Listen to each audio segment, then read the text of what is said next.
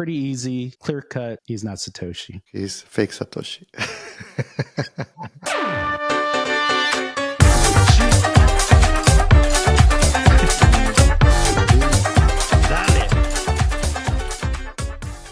Man, guess what? What's that? The end of the road for the fake Satoshi. The fake Satoshi. I like that. I Are we told talking you. about Craig here? Yeah, Craig Wright. And I know some people, when we were talking about him, they told me that I was wrong.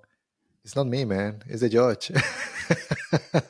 That's true. I guess it's official now, right? It is official. The UK judge ruled out that he is not Satoshi Nakamoto.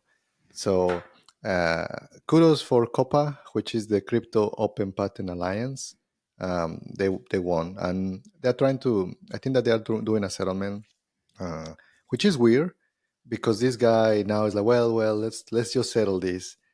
And I think that the reason is because he just lie in a massive scale, right? So like he was fabricating like different documents and things like that.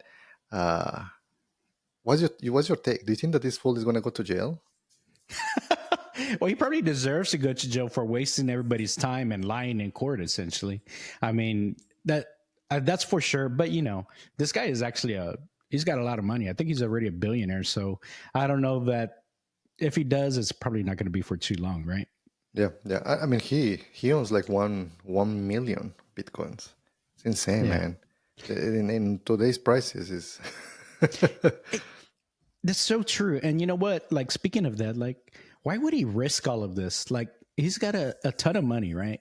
A ton of Bitcoin, which potentially could be a future trillionaire, right? Yeah. Why would he risk it all and end up going to jail where technically anything could happen, right?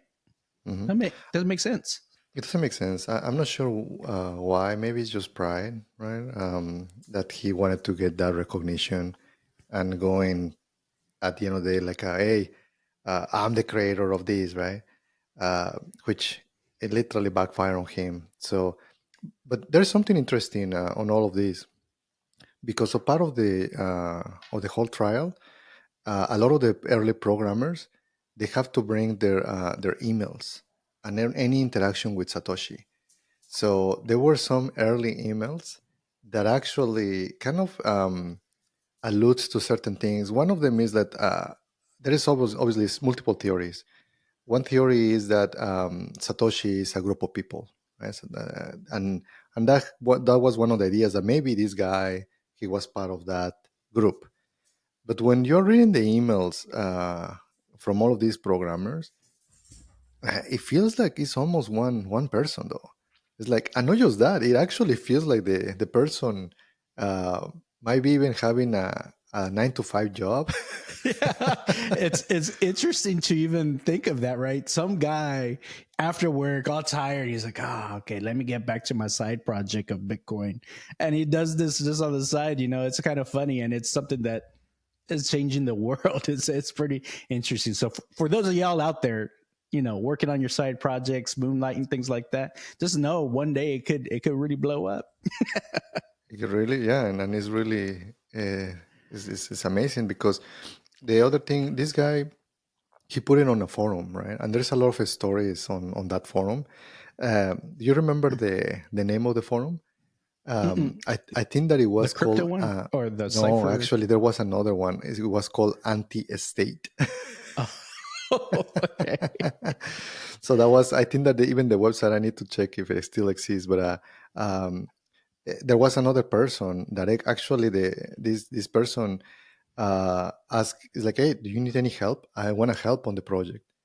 And Satoshi said, well, I think that right now we need a website and with an FAQ, and I'll provide you the answers for it. But yeah, you need to do it. This person, it wasn't literally an intern, hasn't even done any school, but the person was there.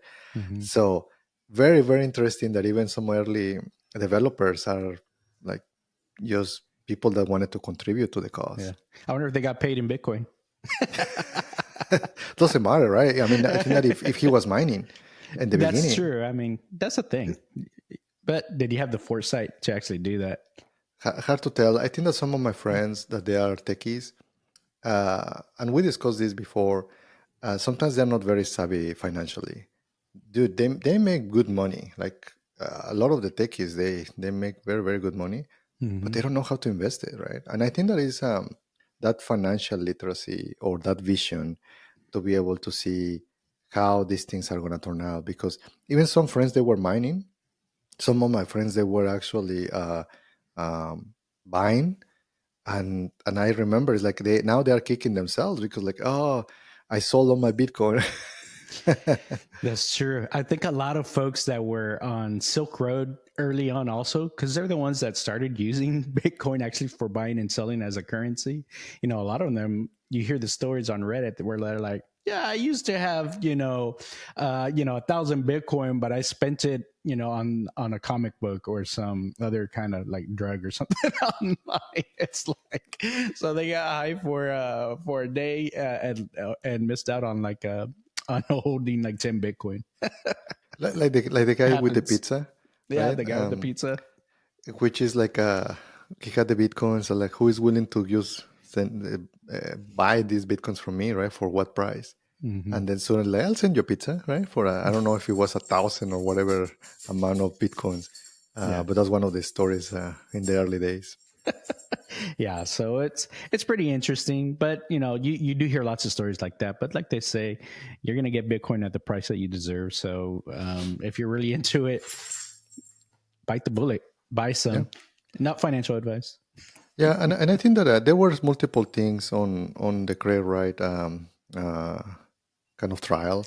That was Yeah. very interesting to me, the emails. But another thing is that for me, it was very funny that he couldn't move the bitcoins. Right? Like, come on, man. If you have that many, you won't lose your keys. You know what Hmm. you're doing. Yeah. Uh, and he couldn't move. He couldn't do a transaction. So that was for me like that was kind of the answer, right? But after reading all of the emails, it was very evident, kind of uh, the judgment. So I'm happy that this guy is not because he's literally was trying to get the copyright for even for the Bitcoin.org, right? He Hmm. wanted to get the domain and the name and all of that. Well, I'm glad it all kind of worked out. It was all in public. Everybody knows. So again, like three reasons Craig Wright is not Satoshi is he doesn't understand the Bitcoin code. All of the early emails from the early users of Bitcoin, dude, he did not know about any of those emails and couldn't explain that. And then he can't even move the early Bitcoin. He doesn't have the keys. So pretty easy, clear cut. He's not Satoshi. He's fake Satoshi. I love it. Well, I'm glad that's over with and done with.